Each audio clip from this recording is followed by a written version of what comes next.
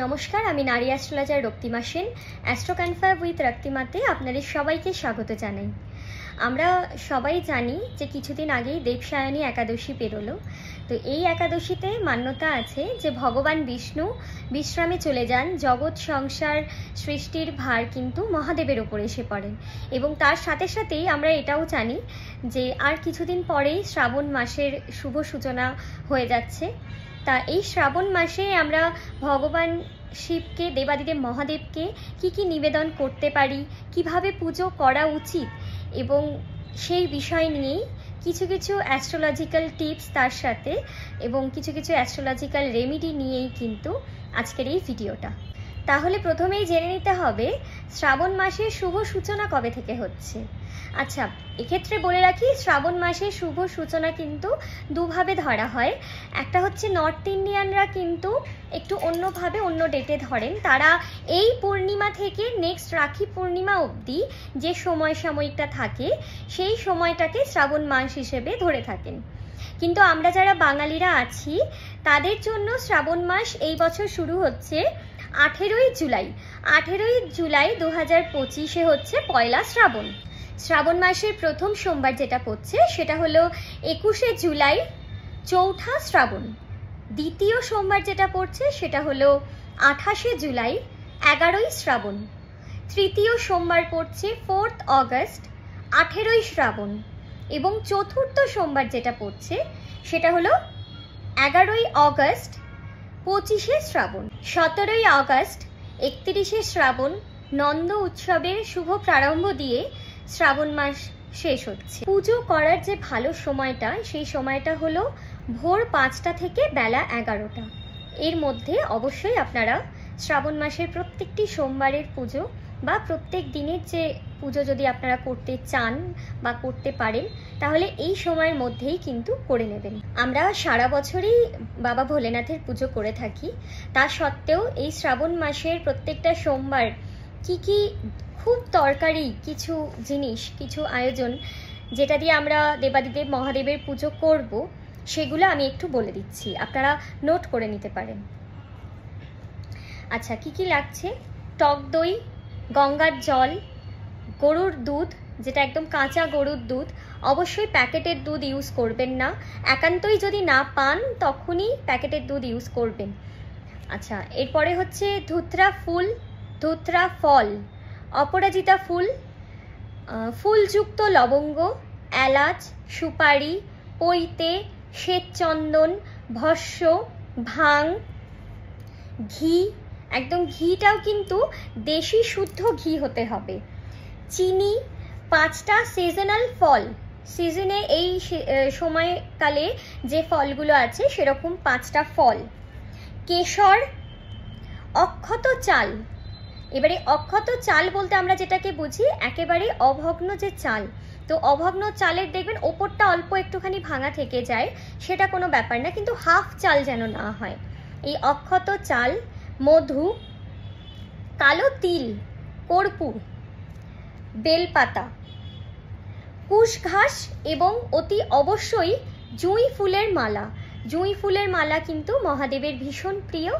তাই এই যে সামগ্রীগুলো আমি বললাম, এই সামগ্রীগুলো অন্তত প্রত্যেক সোমবারের জন্য, শ্রাবণ মাসের প্রত্যেকটা সোমবারের জন্য হাতের কাছে জোগাড় করে রেখে দেবেন। প্রত্যেক পুজোই কিন্তু মন্ত্র ছাড়া অসম্পূর্ণ, তাই দেবাদিদেব মহাদেবের পুজোতে কি মন্ত্র বলা যাবে সেগুলো একটু বলে দিচ্ছি। প্রথমেই বলি, যারা একদম কোনো মন্ত্র মনে রাখতে পারবেন না বা জানেন না বা বলতে পারবেন না, তাদের জন্য একদম সবথেকে সহজ নমঃ শিবায়। এই মন্ত্রের কিন্তু 108 বার জপ অবশ্যই করবেন। এবং যারা মন্ত্র মনে রাখতে পারবেন তাদের জন্য একটু বলে দিই, শ্রী শঙ্করায় নমঃ, শ্রী মহেশ্বরায় নমঃ, শ্রী রুদ্রায় নমঃ। এই মন্ত্রগুলির 108 বার করে জপ। এই মন্ত্রগুলির মধ্যে যে কোনো একটা মন্ত্র আপনার যেটা মনে হচ্ছে, বা যদি আপনারা সবগুলো পারেন তাহলে তো খুবই ভালো কথা, 108 বার করে জপ আপনারা করবেন। সব শেষে নমঃ পার্বতী পতয়ে হর হর মহাদেব, অবশ্যই মা পার্বতীর নাম নিলে মহাদেব কিন্তু অনেক বেশি সন্তুষ্ট হবেন, তাই সর্বশেষে এটি বলতে একদম ভুলবেন না। শ্রাবণ মাসের প্রত্যেকটা সোমবারে বা প্রত্যেকটা দিন আমরা কি করতে পারি সেটা একটু জেনে নিই। ধনসম্পত্তি পেতে হলে প্রত্যেক দিন রাত্রির 11টার পরে ঘিয়ের প্রদীপ জ্বালিয়ে দেবেন মহাদেবের সামনে। এই ঘিয়ের প্রদীপটা যদি মাটির প্রদীপে হয় তাহলে অবশ্যই মাটির প্রদীপটা কিন্তু প্রত্যেক দিন চেঞ্জ করতে হবে, আর যদি পেতলের প্রদীপ হয় তাহলে পেতলের প্রদীপটি প্রত্যেক দিন ধুয়ে আবার নতুন করে ঘিয়ের প্রদীপ জ্বালিয়ে দিতে হবে। যেহেতু এখানে আমি রাত্রির 11টার পর বলেছি, তাই রাত্রির 11টার পর তো মন্দিরে গিয়ে ঘিয়ের প্রদীপটি জ্বালানো সবার দ্বারা সম্ভব হবে না, বেশিরভাগই সম্ভব হবে না। তাই জন্য আপনারা এই ঘিয়ের প্রদীপ বাড়িতেই আমাদের যে মহাদেব আছে, সেটা শিবলিঙ্গ হোক কি মহাদেবের ফটো হোক, তার সামনে আপনারা জ্বালিয়ে দিতে পারেন। এবং এই ঘিয়ের প্রদীপ শ্রাবণ মাসের প্রত্যেকটা দিন রাত্রিরে 11টার পরে আপনারা জ্বালাবেন। যদি কারো সম্ভব না হয় তাহলে অন্তত শ্রাবণ মাসের সোমবারগুলোতে এই ঘিয়ের প্রদীপ রাত্রির 11টার পরে অবশ্যই জ্বালাবেন। মনোবাঞ্ছা পূরণের জন্য যেটা করতে হবে, 11টা 21টা বা 108টা, যেটা আপনাদের সুবিধা হয় সেই সংখ্যক বেলপাতা নিতে হবে। এবং শ্বেত চন্দন আপনারা গুঁড়ো ইউজ করতে পারেন বা নিজেরা বেটেও নিতে পারেন। শ্বেত চন্দনের সঙ্গে জুঁই আতর মিশিয়ে সেই শ্বেত চন্দনটি দিয়ে বেলপাতার যে 3টে পাতা থাকে সেই 3টে পাতাতে ওম নমঃ শিবায় লিখতে হবে। এরপরে বেলপাতার যে ডান্টিগুলো থাকে সেই ডান্টিতে সাদা সুতো দিয়ে জড়িয়ে জড়িয়ে একটা মালা বানাতে হবে। এই মালাটি আপনারা মন্দিরে শিবলিঙ্গতে অর্পণ করে দেবেন। রোগ মুক্তির জন্য কালো তিল জলে দিয়ে মহাদেবের অভিষেক করবেন। বৈবাহিক সম্পর্ক ঠিক করতে, দাম্পত্য কলহ থেকে মুক্তি পেতে বা বারবার বিয়েতে বাধা আসছে, এই বাধা কাটানোর জন্য কাঁচা দুধে কেশর দিয়ে শিবলিঙ্গে অভিষেক করবেন। স্যাটার্ন রিলেটেড বেনিফিট পেতে হলে বা স্যাটার্নের পজিশন যাদের চার্টে খুব একটা ভালো নেই, অথবা যাদের শনি 7.5 বা ঢাইয়া চলছে, বা এমনিতেও যে কেউ এটা করতে পারেন, তাদের জন্য কি করতে হবে, কালো তিল জলে দিয়ে শিবলিঙ্গে অভিষেক করবেন এবং তার সাথে স্বামী পাতা অবশ্যই শিবলিঙ্গে অর্পণ করবেন। সন্তান কামনা বা যে কোনো দীর্ঘায়ু কামনার জন্য দুর্বা ঘাস শিবলিঙ্গে অবশ্যই অর্পণ করবেন। যে কোনো রকমের অ্যাসেট কেনা, যেরকম জমি, বাড়ি, প্রপার্টি, যে কোনো ধরনের অ্যাসেট কেনার জন্য জুঁই ফুলের মালা মহাদেবের ভীষণ প্রিয়। এই জুঁই ফুলের মালা মহাদেবকে অবশ্যই দেবেন। জব রিলেটেড, বিজনেস রিলেটেড যারা প্রবলেম ফেস করছেন তারা এটা করতে পারেন।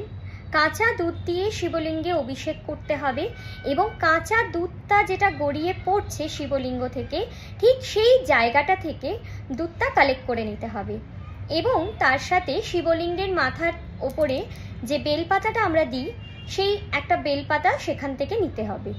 নিয়ে বিজনেসের জায়গাতে বা আপনাদের যে জবের জায়গা রয়েছে সেই স্থানে বেলপাতা দিয়ে সেই দুধটা ছিটিয়ে দিতে হবে, কিন্তু এমনভাবে ছেটাবেন যেন কোনোভাবেই পায়ে যেন না লাগে, এটা একটু নজরে রাখবেন। বাস্তু রিলেটেড যে কোনো প্রবলেমের জন্য শিবলিঙ্গে শিউলি ফুল অর্পণ করুন।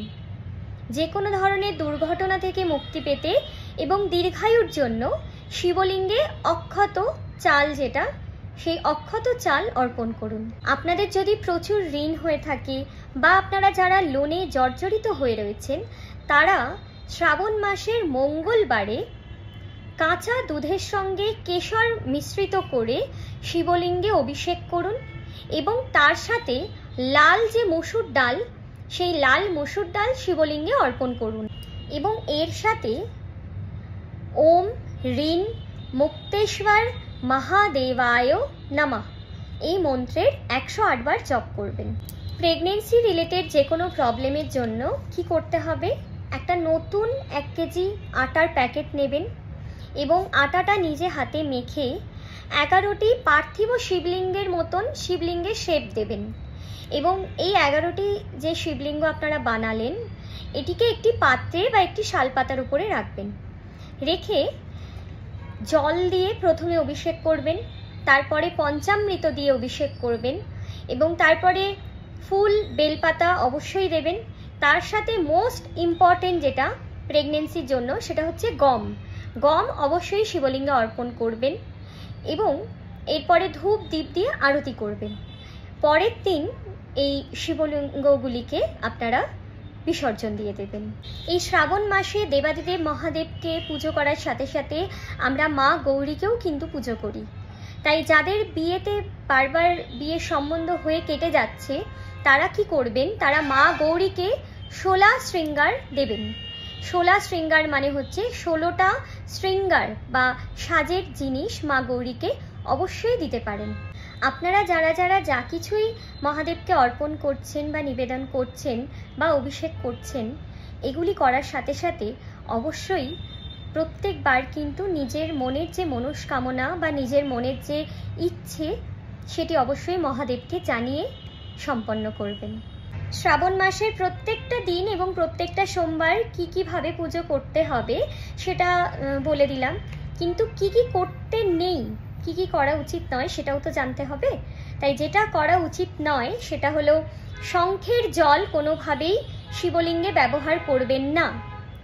তামার পাত্রে কখনোই পঞ্চামৃত নিয়ে শিবলিঙ্গে দেবেন না। ব্ল্যাক কালার, কালো রঙের কোনো বস্ত্র এই শ্রাবণ মাসে আপনারা ধারণ করবেন না। অরেঞ্জ মানে কমলা, লাল, হলুদ বা যে কোনো হালকা রঙের বা হালকা কালারের বস্ত্র আপনারা ধারণ করুন।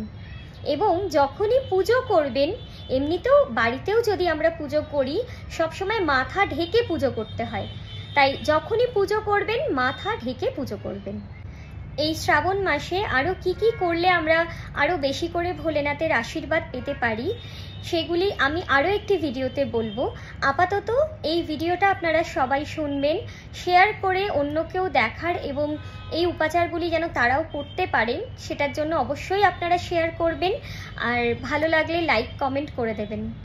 নমস্কার, দেখা হচ্ছে অন্য আরেকটি ভিডিওতে। ততদিন সবাই ভালো থাকবেন, সুস্থ থাকবেন।